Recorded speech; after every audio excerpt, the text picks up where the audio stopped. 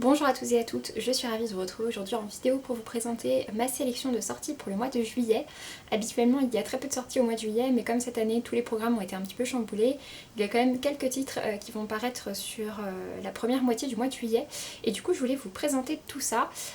Avant toute chose, ce week-end c'était les 48 heures de la BD, ce qui veut dire qu'il y avait 250 000 titres possible à l'achat, enfin 250 000 titres disponibles en tout cas, au prix de 2 euros. Il s'agit d'une sélection en fait d'une dizaine de titres. Je vous mettrai le lien du site des 48 heures de la BD.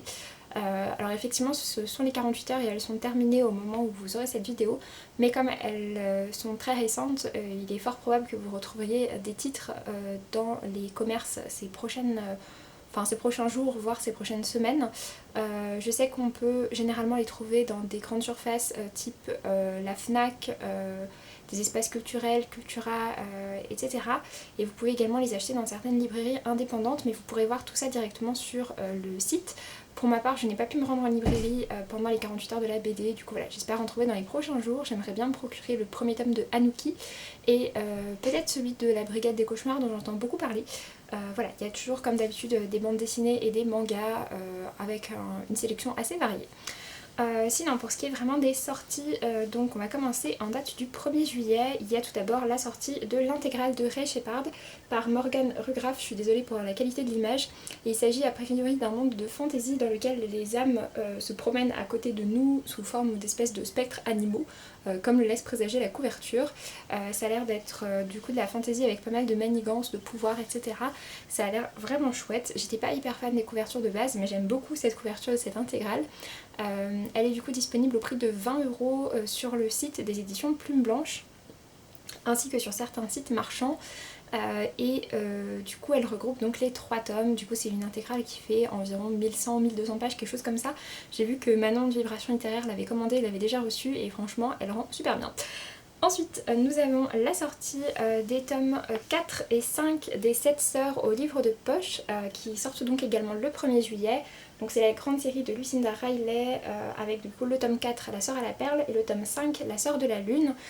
Pour l'instant, pour ma part, j'ai acheté le premier tome, donc les 7 sœurs, au livre de poche. Je ne l'ai pas encore lu, donc voilà. Mais en tout cas, ils sortent du coup jusqu'au tome 5 en juillet. Le tome 6 vient de sortir en grand format, et il restera du coup un 7e et dernier tome, qui paraîtra du coup a priori l'année prochaine en grand format. Et pour ce qui est du résumé de cette série, en gros on est sur une série dans laquelle un riche homme a adopté 7 jeunes filles, enfin 7 enfants de 7 pays différents, et lorsque cet homme va décéder, chacune d'entre elles va se lancer un petit peu sur la quête de ses origines. Le premier tome nous emmenait du coup au Brésil avec le personnage de Maya. Et du coup voilà, dans chaque tome on suit une sœur différente et on part dans un pays différent. Donc voilà, a priori on part sur de l'évasion et des secrets de famille. Ça a l'air vraiment très chouette, j'entends beaucoup de bien depuis longtemps. Pour savoir l'ordre, du coup vous pouvez soit aller voir sur internet l'ordre, sinon il faut regarder en fait sur la tranche ou alors au dos. Au-dessus du résumé vous avez le nom du tome, puisque c'est vrai qu'il apparaît pas directement sur la couverture. Ensuite, le 2 juillet, nous avons la sortie du collectif Blackbone par Nathan, enfin aux éditions Nathan. Donc ce second tome s'appelle Fashion Victim. Le collectif Blackbone, en fait, c'est une série de romans young adultes qui dénoncent pas mal des problèmes actuels, et c'est écrit par un collectif d'auteurs dans lequel il y a, je crois, 2 auteurs et 2 journalistes, si je dis pas de bêtises, ou 2 auteurs, une éditrice et une journaliste peut-être, je sais plus exactement, mais en tout cas voilà, des personnes un peu d'horizons différents. Le premier tome du coup s'appelait Coltan Song et parlait des minerais rares qui sont utilisés dans les téléphones portables, et donc parler également des entreprises soi-disant vertes de téléphonie, ainsi que des mines du coup de coltan en Afrique et de comment ça se passe. Du coup ce second tome s'appelle Fashion Victim. Du coup on va partir a priori sur voilà, des choses autour de la fast fashion, etc. Sûrement aussi des usines de fabrication. Le premier tome était vraiment intéressant, c'est du coup très actuel, très informatif, mais également très prenant en termes de récit, vraiment, à proprement parler. Du coup voilà, je suis curieuse de lire ce second tome.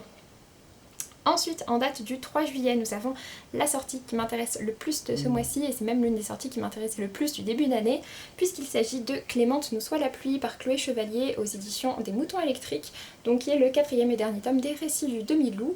Il s'agit d'une série de fantasy que j'ai adorée, dont j'ai lu les 3 premiers tomes ainsi que le hors-série, donc voilà, je suis à jour et il ne me manque plus qu'à aller acheter ce tome qui vient de sortir et à finir cette série.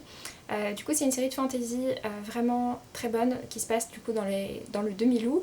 Dans le demi-loup on suit 2 princesses et chacune des princesses est accompagnée de sa ou ses suivantes. Normalement dans ce pays en fait à chaque fois qu'il y a un membre de la famille royale qui naît, on va chercher un suivant ou une suivante, donc un enfant du même sexe et qui est né le lendemain de sa naissance. Sauf que pour une des 2 princesses ils n'en ont pas trouvé et du coup elle s'est retrouvée, enfin ils sont pas trouvés tout de suite et du coup elle s'est retrouvée avec 2 jeunes filles qui sont ses suivantes. Et du coup en fait ces 5 jeunes filles vont grandir ensemble dans le palais, ça c'est ce qu'on suivait vraiment dans le premier tome. À partir du tome 2 elles sont adolescentes, dans le tome 3 elles sont déjà adultes et du coup ce tome 4 c'est la fin de la série. J'ai hâte de voir ça, j'aime vraiment beaucoup l'écriture de Chloé Chevalier et le monde qu'elle a installé et tous les personnages qu'on suit. Donc j'ai hâte de connaître à la fin.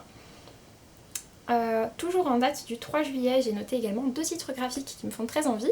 Tout d'abord, La sorcière secrète par Molly Knox Ostertag qui sort aux éditions Kinaï. Il s'agit du second tome qui vient après Le garçon sorcière, si je dis pas de bêtises, qui était sorti en début d'année et qui racontait l'histoire d'un jeune garçon, donc lui, qui grandit dans une famille dans laquelle les femmes sont des sorcières et les hommes sont des métamorphes, sauf que lui, il n'est pas du tout attiré par la métamorphose mais par la sorcellerie.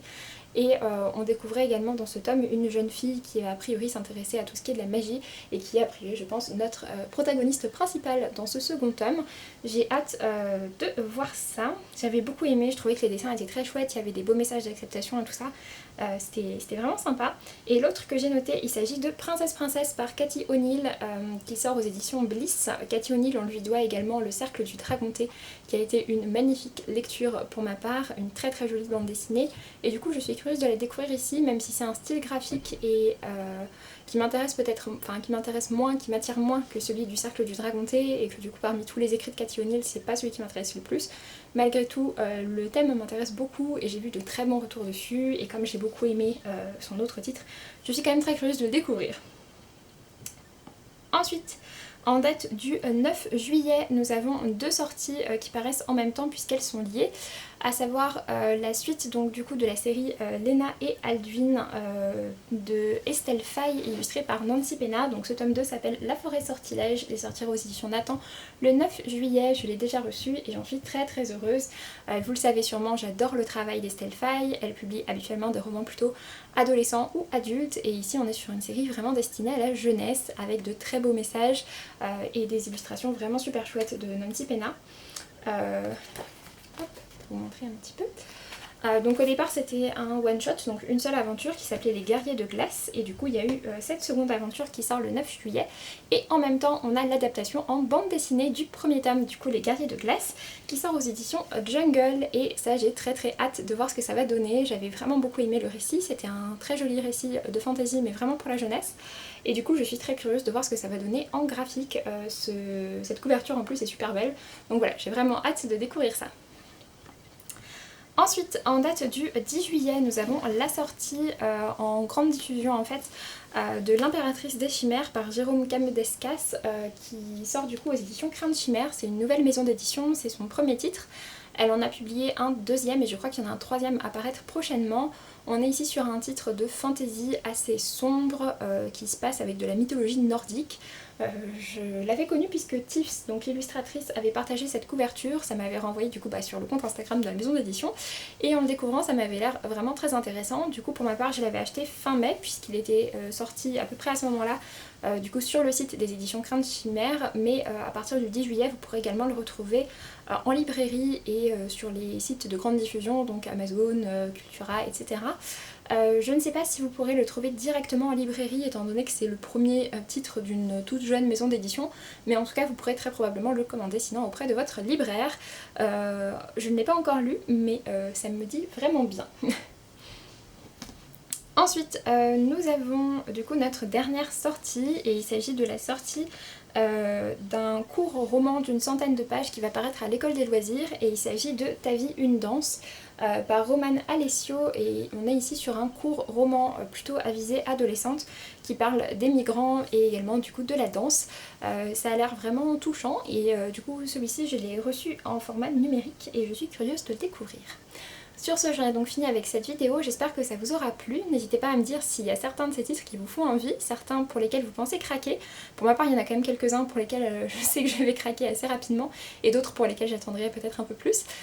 Mais voilà, en tout cas, je vous laisse, et j'espère que ça vous a plu, et je vous dis à très bientôt pour une prochaine vidéo. Salut!